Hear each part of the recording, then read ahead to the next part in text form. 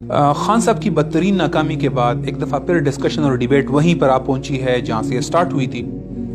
پاکستان نے آمیریت، dictatorship, martial law سب آزما لیے ہیں، اور پی ڈی ایم کی ناکامی کے بعد ہی تو خان صاحب کو چانس ملا تھا۔ ہم نے جمہوریت کی مختلف شکلیں بھی دیکھ لی ہیں، اس کے علاوہ ہم نے ٹیکنوکریٹس کی حکومتیں بھی دیکھ لی ہیں۔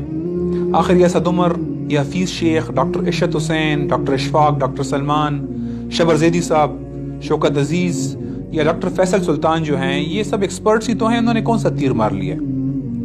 اور جب ہم صدارتی نظام کی بات کرتے ہیں، صدارتی نظام میں 2 پاور اگر انکریز ہو جاتی ہیں پریزیڈنٹ صاحب کی، تو کوئی فنڈامنٹلی اسٹرکچرلی سسٹم چینج نہیں ہو جائے گا۔ اگر آپ چیک کریں، پاکستان کا آئین عملاً ختم ہو چکا ہوا ہے۔ اس آئین کو نہ فوجی قیادت مانتی ہے، وہ اپنی بندوق کی نال پر، بندوق کے زور پر طاقت حاصل کرتی ہے اور بیک اینڈ سے اپنی پاور گین کرتی ہے۔ اس کو سیاستدان بھی نہیں مانتے، وہ بھی ایجوٹیشن کے ذریعے اپنی طاقت حاصل کرتے ہیں اور بیک اینڈ پہ ڈیل کرتے ہیں۔ نہ جج مانتے ہیں، نہ وکیل مانتے ہیں، اور وہ سب اپنے طاقت سے اپنے مفاد حاصل کرتے ہیں۔ اسٹاک بروکر نہیں مانتے اس کو تاجر نہیں مانتے۔ پراپرٹی ڈیلر تو جناب سپریم کورٹ میں 460 ارب روپے رشوت دے کر اپنی چیزیں لیگلائز کروا رہے ہیں۔ کیا میڈیا اس کو مانتا ہے؟ دیکھیں، جو ہر کوئی اپنا گروپ بنا کر اپنی طاقت حاصل کر رہا ہے، اپنے مفاد حاصل کر رہا ہے، کوئی بھی سائن کو نہیں مانتا سوائے کچھ غریبوں پر نافذ کرنے کے لیے، خواص کے لیے ہے ہی نہیں۔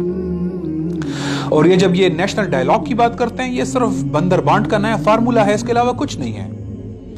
لیکن اصول یہ ہے کہ اگر آپ وہی کچھ کریں گے جو آپ ہمیشہ سے کرتے رہے ہیں، تو آپ کو وہی کچھ ملے گا جو آپ ہمیشہ سے آپ کو ملتا رہا ہے۔ مومن ایک سوراخ سے دوسری مرتبہ نہیں ڈسا جاتا۔ اصل مسئلہ یہ نظام ہے جو ہمیں مغرب کی غلامی کی یادگار کے طور پر ملا ہے، اور یہ کبھی تبدیل نہیں ہوا۔ بے شک جتنی بھی حکومتیں بدلی ہوں، نظام وہی کا وہی رہا ہے، اور یہ ساری ڈسکشن انہوں نے افراد تک محدود رکھی ہے، نظام کی ڈیبیٹ کبھی نہیں کرتے۔ میں آپ سے پوچھتا ہوں، مشرف، زرداری، نواز، عمران، ان سب حکومتوں میں کیا کیپٹلسٹ نظام نافذ نہیں رہا؟ کیا جی ڈی پی ریٹ بڑھانے کو ترقی نہیں سمجھا گیا؟ کیا آئی ایم ایف کا پروگرام کون سی حکومت میں نافذ نہیں تھا؟ کیا ڈالر کی بنیاد پر کرنسی قائم نہیں تھی؟ فیاٹ کرنسی نہیں ہے ہماری؟ فسکل خسارے کو سودی قرضوں سے فائنانس نہیں کرتے ہم؟ کرنٹ اکاؤنٹ ڈیفیسٹ کو غیر ملکی سودی قرضوں کے ذریعے ہم فائنانس نہیں کرتے؟ کیا عوام پر بے دریغ ٹیکس نہیں لگاتے ہم؟ وہی نظام نہیں ہے؟ جب نظام وہی ہے، تبدیلی کیسے آئے گی؟ یہ خلافت ہے جس میں سونے چاندی کی بنیاد پر کرنسی ہوتی ہے، جس سے افراط زر ختم ہو جاتا ہے۔ خلافت میں بنیادی ضروریاتی گارنٹی دی جاتی ہے۔ خلافت میں انرجی، ہیوی انڈسٹری اور انفراسٹرکچر پروجیکٹ پرائمرلی اسٹیٹ کے پاس رہتے ہیں، جس کی وجہ سے چیزیں کنٹرول میں رہتی ہیں، عوام کو سستے داموں ملتی ہیں، بالواسطہ اور سارے غیر شرعی ٹیکس ختم ہو جاتے ہیں۔ یہ ہے تبدیلی۔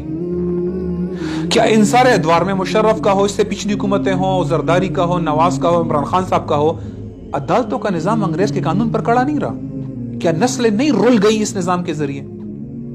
یہ دیکھیں، خلافت نے تاریخ میں ثابت کیا ہے کہ جرائم بالکل ختم ہو گئے تھے، عملاً نہ ہونے کے برابر تھے، لوگوں کو فوری اور سستا انصاف ملتا تھا۔ کیا ان سارے ادوار میں مشرف، زرداری، نواز، خان صاحب، اس سے پہلے ہمارا معاشرتی نظام لبرلزم، برابریوں، شخصی آزادیوں کی بنیاد پر نہیں کھڑا؟ کیا ایسا نہیں ہے؟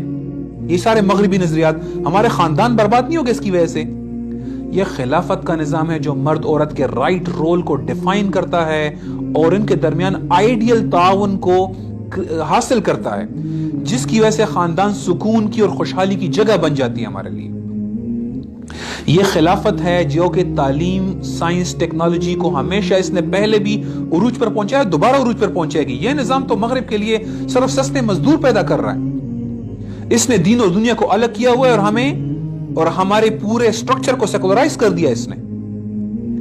یہ جو نظام ہے کرنٹ، یہ جو پچھلے تمام ادوار گزرے ہیں، کیا ہم انٹرنیشنل آرڈر کے غلام نہیں رہے؟ آئی ایم ایف کے، ورلڈ بینک کے، یونائٹڈ نیشن کے؟ ہم نے افغانستان کو دیا اسٹریٹجک ڈیپتھ، کشمیر ہمارے ہاتھ سے نکل گیا ہے، اس نظام میں نہیں ہوا۔ یہ خلافت ہے جو دعوت و جہاد کے ذریعے مسلم ورلڈ کو یونیفائی کرے گی اور اس ہمیں دنیا کی لیڈرشپ پہ واپس لے کر آئے گی۔ پھر ہم توہین رسالت کا جواب دیں گے، پھر کسی کی جرت نہیں ہوگی کہ ہمیں غلام بنا سکے۔ اور دیکھیں، یہ مسلمانوں کی ڈیسٹنی ہے، ہم اس سے کہیں نہیں بھاگ سکتے۔ یہ مسلمانوں کی ڈیسٹنی ہے۔